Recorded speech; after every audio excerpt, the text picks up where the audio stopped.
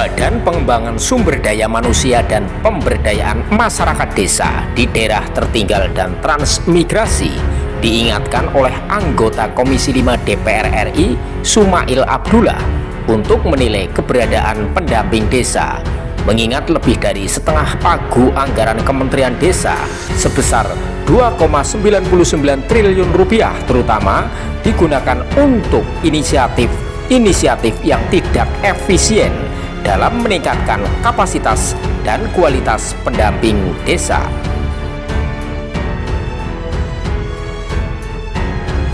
Hal itu disampaikan Sumail dalam sidang Komisi 5 DPR RI yang akan berlangsung di Gedung Nusantara DPR RI Senayan bersama Sekjen, Irjen, Kepala BPSDM PMDD TT, dan Kepala Badan Pengembangan Penerangan Desa, Badan PDT dan Transmigrasi Kementerian Desa PDT dan Transmigrasi.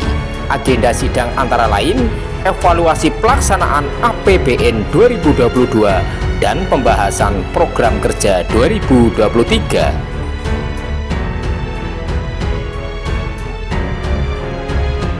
Hampir setengah dari 2,99 triliun rupiah uang sampai saat ini telah disalurkan ke pendamping.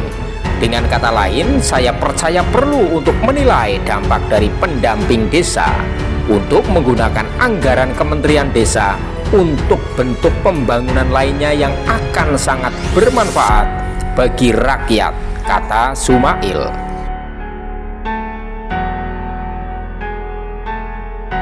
Selain itu, kepala desa sempat memprotes politikus dari Partai Gerindra itu soal banyaknya pendamping desa yang dinilai kurang memiliki potensi kredensial yang diharapkan. Di sisi lain, banyak anak muda bergelar universitas tidak dapat berpartisipasi dalam pendampingan desa.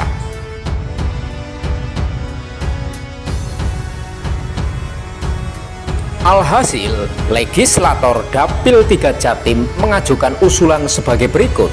Saya mengusulkan Kementerian Desa harus memiliki grand design dan roadmap pola yang jelas, tepat dan strategis dalam menyusun rencana kerja anggaran guna memperkuat kinerja dan mempercepat dana desa untuk meningkatkan pembangunan desa.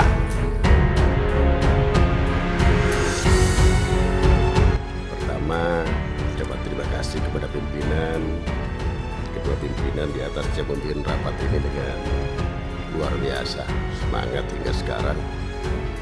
Saya hormati Bapak-Bapak dan Ibu anggota, Bapak Ibu Kepala Badan dari Kementerian Desa dan segenap jajaran. Dari paparan tadi ada beberapa catatan yang saya coba kemukakan pada kesempatan kali ini. Pertama, ke Pak Sekjen.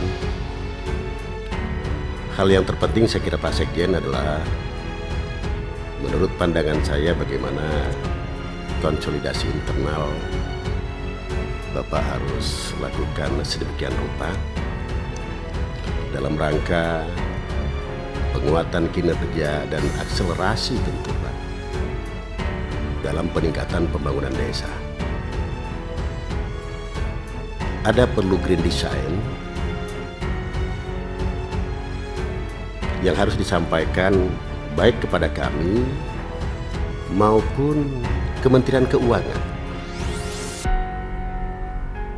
Saya kira apabila ada roadmap yang jelas, pas, strategis, dana di kementerian ini pasti bertambah Pak. Seperti itu. Terlepas bahwa membangun desa ini tidak hanya melulu dari Kementerian Desa, tentu ada kementerian dan lembaga lain yang juga terlibat. Namun apabila ada kolaborasi, namun apabila ada kesepahaman bersama, tentu lagi-lagi kaitannya dengan dana.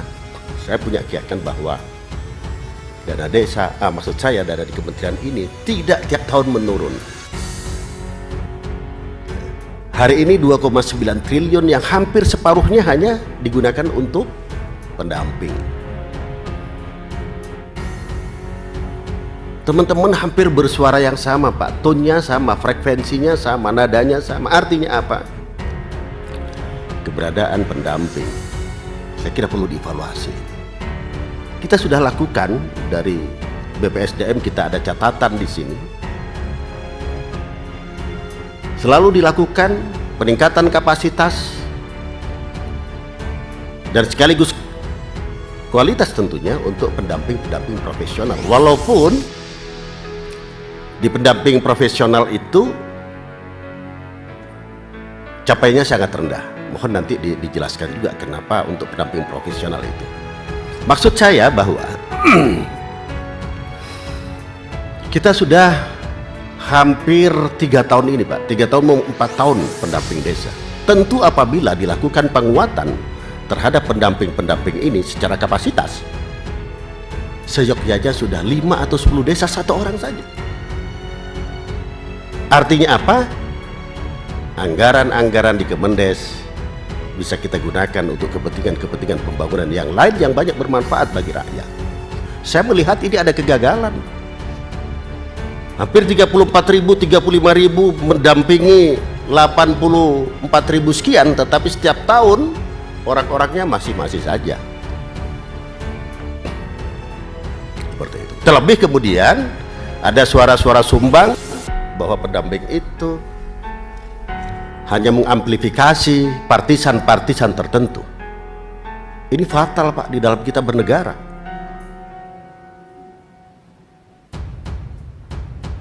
Saya melalui staf memang tidak pernah disampaikan bahwa ada rekrutmen, ada evaluasi. Betul memang disampaikan, tetapi hanya di injury time. Nah sementara banyak kebutuhan-kebutuhan masyarakat di dapil kaitannya dengan keterlibatan, kaitannya dengan partisipasi mereka-mereka yang sudah lulus kuliah dan punya potensi serta kualifikasi yang memadai. Mereka tidak bisa terlibat di dalam pendampingan desa. Saya juga banyak mendengar Pak dari kepala desa itu banyak pendamping-pendamping yang tidak memenuhi standar mutu. Nah kenapa ini dilakukan pembiaran kayak gitu? Setuju terhadap program yang Bapak dari BPSDM tadi sampaikan bahwa ada peningkatan kapasitas supaya berkualitas. Namun di sana sini masih kami banyak mendengar bahwa mereka-mereka tidak memenuhi apa yang menjadi harapan-harapan kepala desa seperti itu. Nah, berikutnya tadi Pak Sekjen sudah secara apa namanya Pak, secara umum saja kami sentuh ini.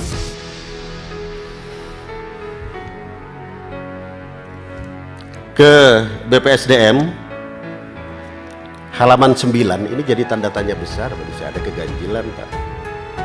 Halaman 9 mungkin dari apa namanya slide-nya bisa dibuka Pak. Oktober ke November, Oktober kisaran 70%, tetapi realisasi di November 68%. Biasanya lumrahnya ada peningkatan serapan, ini justru penurunan. Mohon digambarkan kepada saya karena saya masih melihat ada apa namanya agak ganjil, agak sumir lah. Nanti dokumen negara bisa tercatat seperti itu. Namun apabila ada argumentasi-argumentasi yang mungkin menguatkan, barangkali bisa kami maklumi. Yang berikutnya terhadap inspektorat atau irjen, di mana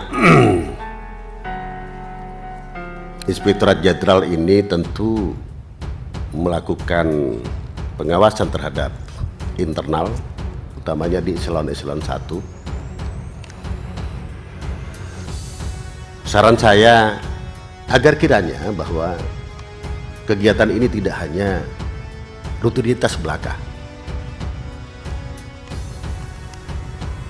tetapi harus dilakukan dengan kontrol yang sangat ketat, melekat, agar penggunaan anggaran-anggaran di masing-masing eselon tidak ada kebocoran, efektif, efisien, akuntabel. Dan ini barangkali yang bisa disampaikan. Terima kasih atas perhatiannya dijaga. Atas perhatiannya dijaga. Terima kasih. Assalamualaikum warahmatullahi wabarakatuh.